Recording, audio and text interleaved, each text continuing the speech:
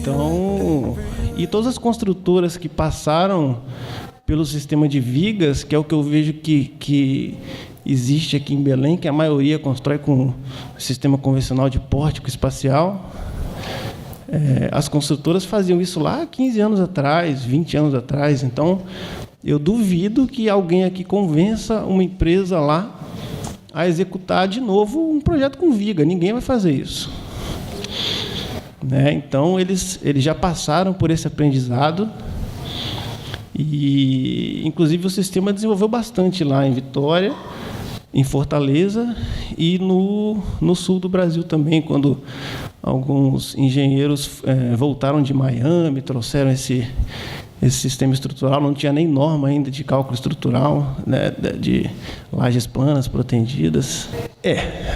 O que a Civix faz? Ela faz qualquer tipo de projeto, só que como calculista a gente tem a função de sugerir o melhor sistema estrutural para cada situação.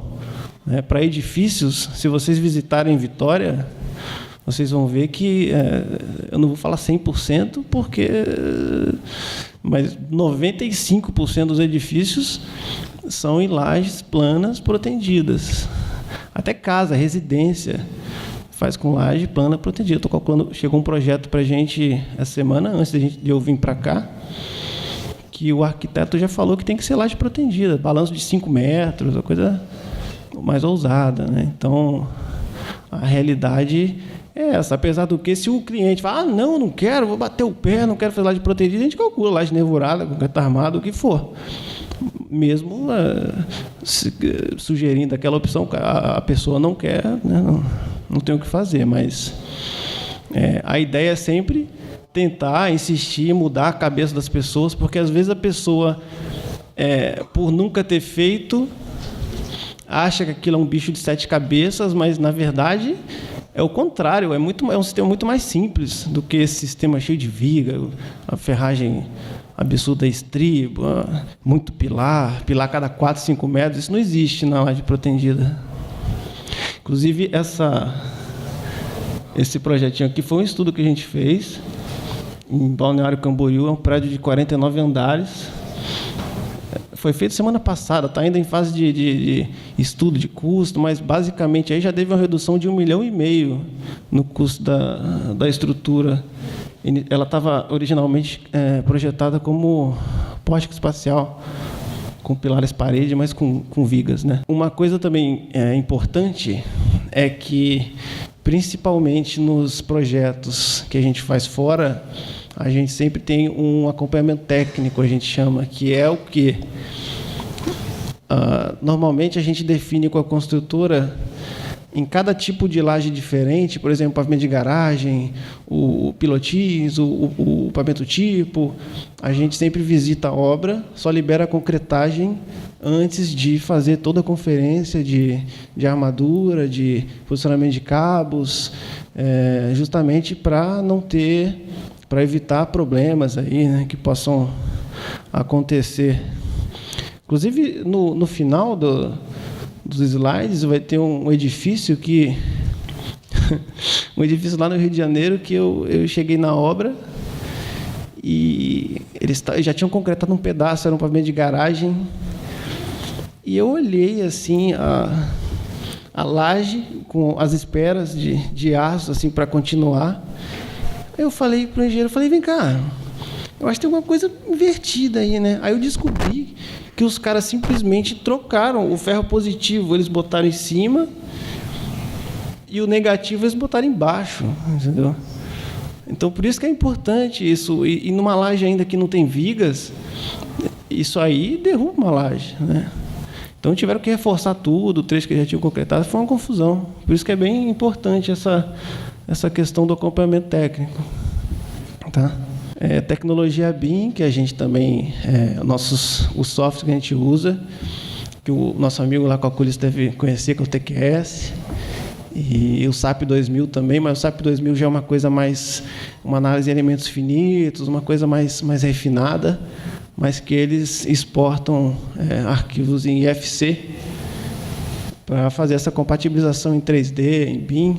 Só que eu não vou mentir, né? Na maioria dos projetos é 2D, porque isso depende de todo o conjunto de projetistas trabalhar no mesmo sistema. Como tem que sair desde a arquitetura, o pessoal de instalações, o estrutural, então tem que ser uma coisa única, né? Unificada. O que é proteção? Proteção é você aplicar uma tensão numa certa estrutura, tá? Para melhorar ali o desempenho de uma certa maneira. Então, 2 exemplos simples que a gente pode falar é quando você pega uma pilha de livros e aperta.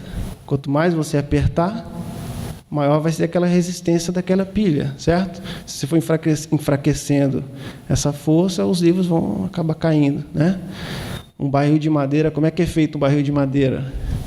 Eles esquentam os anéis, aí ele dilata, vai encaixando nas madeiras, depois, quando ele esfria, ele comprime a madeira e o barril fica ali resistente, certo? Isso é uma proteção. Roda de carroça, exemplo mais simples, né? Então, vocês podem ver na primeira viguinha que tem aqui, isso aqui é uma viga em concreto armado, tá? O aço, ele só vai funcionar quando o concreto fissurar. Isso aqui é uma viga biapoiada, aqui é uma viga em balanço, né? O balanço traciona em cima, então a fissura está aqui em cima, você tem o negativo. Beleza. Na segunda figura, você tem uma viga protendida. Já protendida aqui, tá? Inclusive, quando você protende, a flecha vira uma flecha invertida aqui, tanto no balanço, né, quanto na viga biapoiada. E aí, quando o carregamento é aplicado, a tendência é você zerar essa flecha. Inclusive, as deformações da laje protendida são quase nulas. Assim, tem muita gente que, pelo menos lá na região, lá em Vitória, nem contrapiso faz, já cola direto o piso na laje, entendeu? Para você ver que é uma laje que não deforma praticamente. Tá? Aquela outra figurinha ali é só uma representação também de como é que funciona a cordoalha, né? O cabo de proteção. Você tem o cabo é sempre em forma de parábola, tá? Então, quando você protende, aparecem forças aqui na vertical, que são essas forças que combatem as cargas, né, que vão vir por cima da laje ou da viga. Só que tem mais uma força aqui que não está no desenho, que é a força horizontal aqui da ancoragem, que essa força que comprime o concreto. Rapidinho aí a gente vai passar por como é que foi desenvolvida a proteção, né? Em 1800, e lá vai cacetada, esse engenheiro aí, P.A. Jackson, ele começou a usar fio de aço, ele viu que se passasse fios de aço por blocos de concreto, ele conseguiria diminuir as fissuras. Então, ali começou esse sistema a ser desenvolvido. Então, depois, inclusive, da Segunda Guerra, na década de 50, esse engenheiro Eugène Freyssinet, ele começou a construir bastante, principalmente pontes, com sistema de proteção, só que o sistema de proteção aderente, né, com bainha, com injeção de nato de cimento. Então, inclusive, ele projetou pontes aqui no Brasil, né, como a Ponte do Galeão, em 1948, a Ponte Presidente Dutra, que é aquela Juazeiro Petrolina, em 1950. Então, em 52, a Belgo começou a fabricar o aço de proteção no Brasil, porque antes deveria vir tudo importado, né? E na década de 60, os americanos já começaram a executar edifícios com a laje protendida com cordoalha engraxada. Em 70, começou a aparecer, principalmente na Europa, depois nos Estados Unidos, código de projeto, norma de projeto, tá? Depois, lá na frente, já em 96, a Belgo começou a fabricar essa cordoalha engraxada aqui no Brasil. E no final da década de 90, 97, 98, é que esse sistema começou a ser utilizado naquelas regiões que eu falei. Fortaleza, Vitória, e lá no sul, acho que Curitiba, com o Adriano. Só que a minha escola é a escola de Vitória. Quem foi para lá foi o engenheiro Carlos Augusto. E ele trouxe o sistema, na época que ele trouxe não tinha norma, não tinha nada aqui, norma brasileira, né, eu digo. Então, eles praticamente adaptavam os projetos americanos, traduziam, né, botavam aqui na nossa realidade. Então, esse edifício, o edifício Siena, inclusive de frente para a praia, bem bonito, ele foi o primeiro prédio construído em lajes planas protendidas. Existem fotos, né, desse projeto, que eu não coloquei aqui, mas se você olhar a armação da laje antes da concretagem, você acha que aquele troço vai desabar. Praticamente não tem aço, não tem tela soldada no fundo, não tem nada, só tem uns negativos em cima do apoio, né, do pilar, cabo de proteção, umas barras de aço solta na laje. Mas justamente porque o projeto é americano, foi usada a norma americana é um pouco diferente da nossa, é o Hotel Blue Tree, de Brasília. Ele diz que nessa obra, como é uma obra muito importante, é uma obra bem grande, aí ele conta a história, né, que não tinha norma também na época, ele falou assim, gente, vamos botar uma tela soldada aqui no fundo da laje, para dar um psicológico ali, dar uma melhorada, né, porque não tem aço praticamente. Então, colocaram. Então, só que depois, quando criaram a norma diz que você tem que ter lá uma armadura mínima, positiva. Então, ele fala assim, eu que inventei até... Laje protegida, você tem alguns tipos, tá? Essa, na minha visão, é a ideal. É a laje plana, você olha no corte ali, não tem nada interferindo, instalação, nada disso, certo? Aí você tem uma imagem de um edifício executado, em construção, na verdade, né? E dá para ver que... Dá para perceber por que o pessoal de instalações gosta, os arquitetos gostam, né?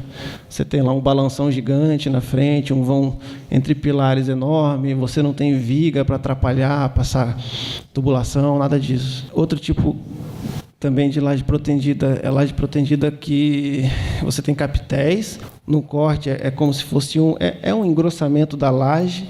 Isso aqui normalmente é utilizado ou quando você tem um vão muito grande, ou quando você tem uma sobrecarga muito grande, que é o esforço de punção. Punção é o que acontece quando a laje atravessa o pilar. Isso é punção. Então, você reforça essa região engrossando a laje, tá? Porque em determinadas situações, não adianta você colocar mais armadura de punção que não passa, você precisa de uma resistência do concreto também. Aí é um capitelzinho executado. É basicamente isso. Só que o ideal é não ter esses capitéis, porque atrapalha muito na forma, entendeu, Luiz? Parece que é um detalhezinho de nada, mas, pô, isso dá um trabalho. Cada pilar o cara tem que ir lá recortar a forma, fazer esse rebaixinho.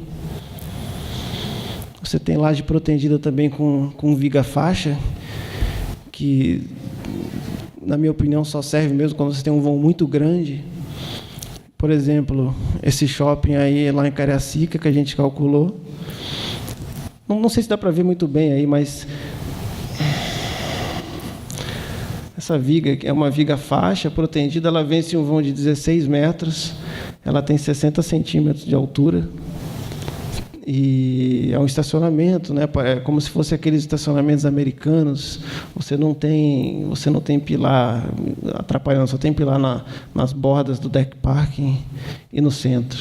Você tem a laje nervurada com capitéis, que na minha opinião ela não tem que ser utilizada nunca mais, inclusive porque a gente aprende na faculdade o quê? Que a laje nervurada, ela economiza concreto, certo? Economiza concreto. Só que depois que inventaram a norma de desempenho e a norma de incêndio, ela já não economiza mais nada. Você precisa, por exemplo, numa laje dessa, especificamente dessa, deixa eu passar uma fotinha dela aqui, essa laje aí. Fica bonito até, né? Mas você precisa de 10 centímetros de capa, por exemplo. Então, o que adianta? Eu já calculei no passado laje com 4 centímetros de capa, 5, né? Mas 10 centímetros, aí não adianta nada. Faz uma laje maciça, que a espessura média dela vai dar uma espessura enorme. Você pode ter também a laje nervurada com viga faixa. Deixa eu botar uma fotinha dela, bonitinha. Certo? Que também não é uma coisa muito agradável de fazer, eu acho.